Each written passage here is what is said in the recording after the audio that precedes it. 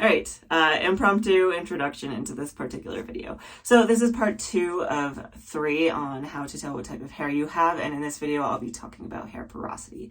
Hair porosity is definitely a little bit trickier to determine for a lot of different reasons, but for those reasons I did want to include several different tests that you can do. Like there's quite a few of them, and hopefully between all of these, it can help you kind of determine what type of porosity you have. If you are new to my channel, hi, my name is Lena, and welcome to my bathroom.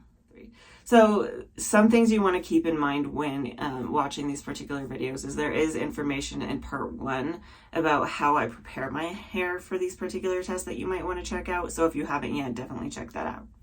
Moving into our third test, I think this is probably the hardest one to discuss, just for a lot of different reasons that I'll get into. But we're going to talk about hair porosity. So what is hair porosity? Based off of the term, it's really how much water your hair can absorb.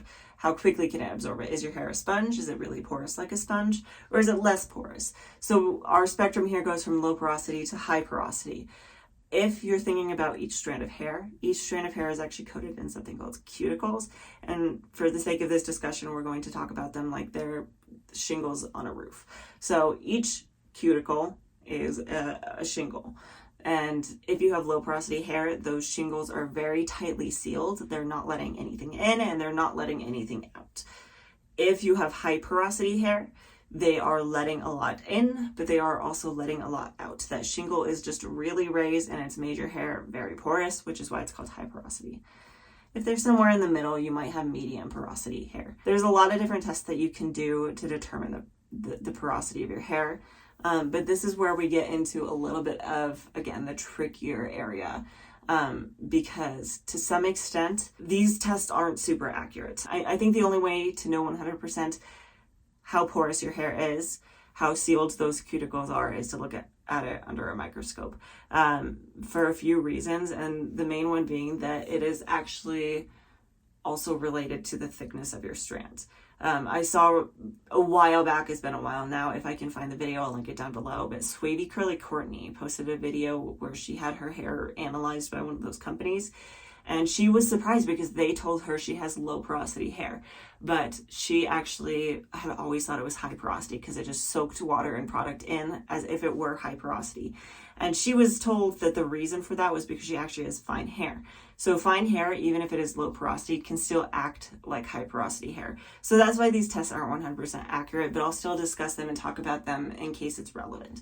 So the first test, I think, is the most popular test, which is the cup test. So I have a clear glass here and I put some water in it and I put a strand of my hair in it. So I did kind of cut the strand to make it a little bit shorter. And this is where actually having clarified hair is important, because if you have buildup on the hair, it's going to affect your results.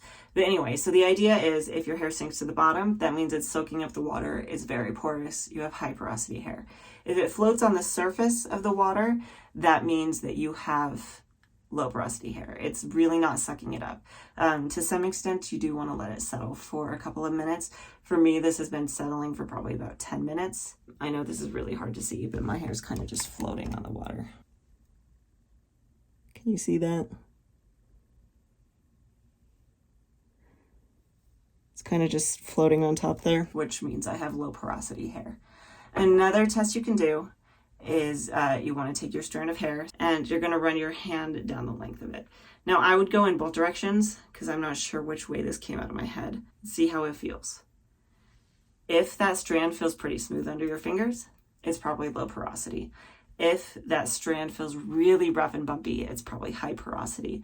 If it kind of feels maybe a little bit bumpy but nothing really extreme, it's probably medium porosity. The next test is going to be our spray bottle test. So I'm going to pick kind of a middle section here to do this on. And you want to mist some water on your hair. And then you're going to see, did it absorb? And I don't know if you can see here. So I can see this really well. I don't know if you can see it on camera, but this water is beating up on my hair. And I know from experience that it will take me actually working it in for it to absorb into my hair. I will actually have to run my hands down the length of it for it to absorb. That means that you have low porosity hair. If you have high porosity hair, it's going to absorb very quickly.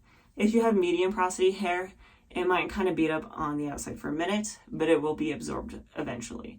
This one is pretty obvious to me when I wash my hair in the shower, because I do really have to work any kind of water through my hair, whether or not I have product on it, to really get that water to penetrate. Now, some products can affect this, because if you have a silicone over the top of your hair, or even just product buildup, it can make it harder for water to penetrate your strands. So that's why I suggest that you clarify and things like that first, because that's going to make a difference. Another way that you can kind of know the porosity of your hair is just general dry time. Is your hair taking forever to dry, or does it dry very quickly? I've seen a lot of people on YouTube, TikTok, wherever, styling the hair, and they're constantly having to re-wet it because it just dries so fast. And that just blows my mind personally.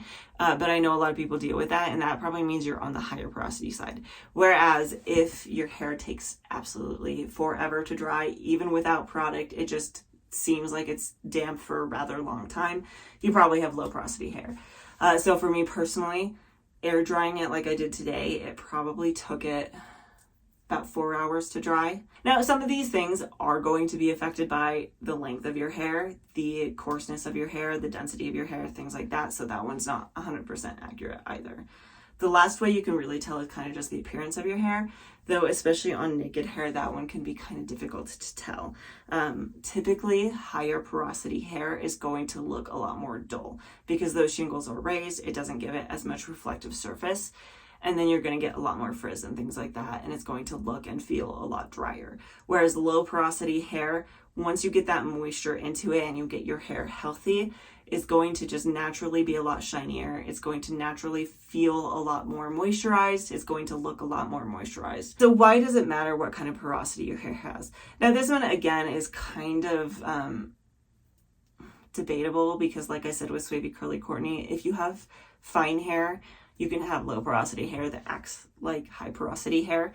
But let's just say that that's not the case, and you have, like I have medium thickness hair and low porosity hair. What does this mean for you? So things to keep in mind. It's very similar again to, if anything, on all of these scales, these spectrums, if you're on the lower side. You want lighter weight products if you have low porosity hair, and you want less of them. And same for high porosity, is you can get away with more product, you need more product, and you can also get away with heavier products. The reason being is that if you have high porosity hair, those shingles are raised, your hair is more porous, it's allowing more in, it will absorb more of that product that you put on it. Not only that, but it's probably going to need more moisture because it's releasing more of that moisture. Whereas on the low porosity side, you want less product because it's going to just sit on top of your hair pretty much. Your hair is not really going to absorb that product in. And then on top of that, lighter weight products will help with a similar reasoning. They won't just be as heavy on your hair and they won't weigh it down as much. Other things to keep in mind, things like low porosity hair, because it's so sealed, is actually more prone to product buildup because it doesn't just release what it gets as much. It's also more prone to moisture overload for that same reason. So if you're struggling a lot with moisture overload, with product buildup, you might have hair on the lower porosity side and you might just want to clarify more frequently. I know for me personally, I can definitely tell if I put a product on my hair and it just sitting on top of it, it's going to build up more easily. But it's part of why I actually have several videos dedicated to how to know if you're using too much product, is because when you have lower porosity hair, it's actually a little bit trickier to determine that. The other thing to keep in mind with low porosity hair is getting moisture into it right off the bat can be kind of hard. So if you're aiming towards healthy hair, you really want to have that healthy hair, you want it moisturized, you may want to invest in something like a heat cap. It's something you can throw in the microwave for a couple of minutes because that heat is going to help those really tightly sealed cuticles raise just enough to let some of the benefits of your product in. Hopefully you learned something new about your hair porosity today. Let me know if this has opened your eyes and made you realize that you have a different hair porosity than maybe you actually thought you did. If not, that's fine as well. Definitely check out part 1 and part 3 of this video. The next one is going to be about hair type, which I have actually learned a lot about recently. So definitely check that one out if you want some new information on the topic. That being said, if you do like content like this, please do like and subscribe. I post a brand new video, sometimes 3, every single Friday. So hopefully I'll see you again.